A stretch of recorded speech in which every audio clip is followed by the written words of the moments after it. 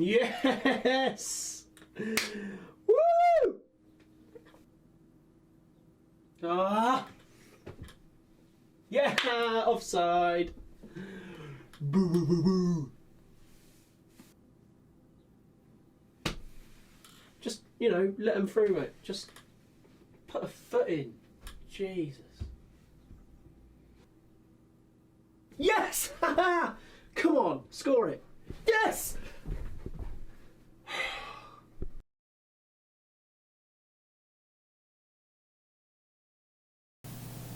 My name is Stephen Milnes and I'm a filmmaker and journalist, and I've decided to make a film about my addiction.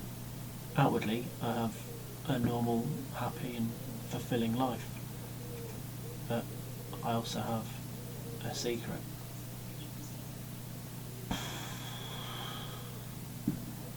I can't stop using a computer game called Football Manager.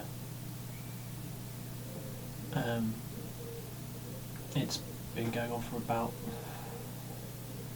10 years now, and no matter what my friends or my family say or do, I can't seem to get away from it.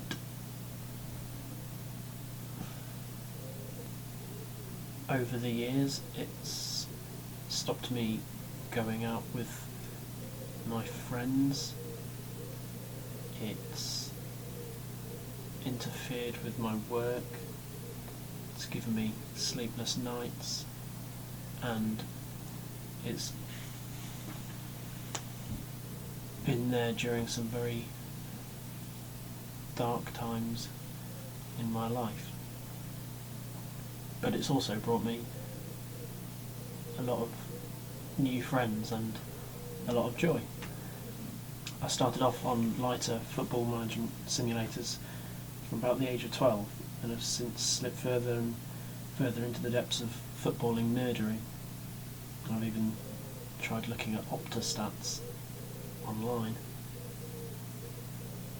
I've travelled the globe looking for the ultimate high, but even winning the World Cup with England or getting promotion with Havant and Waterlooville wasn't enough. It's essentially a random results generator, and there's no guarantee I'll ever get what I want from it, but I know there's more of us out there, and while we'll never be off Football Manager or FM, to give it its street name, I want to find out if there's something positive we can all get from this. Since the dawn of time, computer games have been played by geeks. Traditionally, those geeks have been beaten up, bullied and ridiculed by cool people for their above-average intelligence and avoidance of contact sports. In the gaming world, Football Manager is different. It's the apparently cool kids that play it. I wanted to find out what it was that made Football Manager so attractive to those who spent most of their youth melting people's Warhammer models. I went to Sunderland to speak to some former uni colleagues and fellow Football Manager players. I play Football Manager because it's a lot cheaper than getting my FA badges. If I had the time, I'd go do them properly, but I don't, so I have to play Football Manager.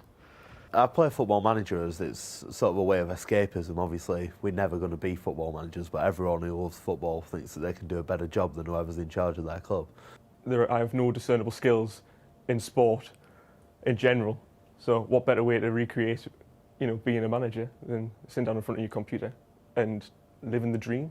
It's quite an addictive game, I think, Football Manager. Sort of first drawn to it about, 10 years ago. I got given Championship Manager, I think a third one for my 11th birthday. And I was not very good at it. I didn't have a clue what was going on, but I just wanted to be like a manager and win things like Man United or Sunderland or something like that. But sort of developed over the years, and I ended up buying each edition of the game. The depth of Football Manager is probably what makes it the most intriguing thing. There's been management games before and after. I mean, I've played on a whole host of them, but that's the only one that's still really can capture your imagination. And you can sign some 17-year-old Slovakian and turn him into a world beater. It's one of the only games I know that like gives you such a level of frustration whilst at the same time giving you the satisfaction. And because of that, it doesn't let you put it down. Like most games, you'll play it and like, oh, that was really good, I'll play it for a bit longer, or you get a bit frustrated and fed up and you don't bother. But this one, you always know that if you've had 5 or 6 defeats, you know, there's a victory around the corner, so you can't go and have your lunch until you've got that victory. And the next thing you know, it's 4 a.m. and your breath smells, and you really should have stopped playing a long time ago. So while speaking to my old uni friends and fellow Football Manager obsessives has been good. It's kind of made me feel like I'm not alone. It's not really given us a lot in terms of something positive that I want to try and get out of this. But I was thinking on the way back, you know, there's things they've said in those discussions that are kind of far-fetched stories of Football Manager, and you get a lot of that when you speak to people who play Football Manager. There's like a folklore and a community around it, which I think is quite unique for a computer game. You know, there's always people saying they know someone who's lost their job because they've played the game too much, or you know, something like that. So when I got back, I did some research, and I've actually come across a guy here, and he actually applied for the Middlesbrough Football Club job in 2006 when Steve McLaren left to join England. And you know, it was a tongue-in-cheek application, and that's John's, not McLaren's. And so yeah, he was just saying, you know, reeling off on his CV all these things he's done on Football Manager, all these championships he's won with these little teams, and said, you know, he wanted to bring that success to Middlesbrough. Not really expecting anything of it, but he actually got a response from the chairman, from Steve Gibson, which was really good. I'll read you a little bit of it here. It says, it was on headed Middlesbrough letter paper, signed personally by him and Steve Gibson, and it says, "You were of course the outstanding candidate, but we decided against your appointment.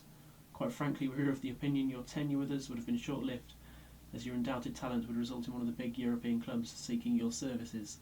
And you know, I mean, that was just an extract from it, but it was a longer letter, like a good page of it, and it's just a really nice, kind of fun, humorous, like good-natured response from it. It's really good, and it's on the BBC News site. I found it, so it's got like national, if not like global, then news coverage. So that's pretty brilliant, and it's given me an idea.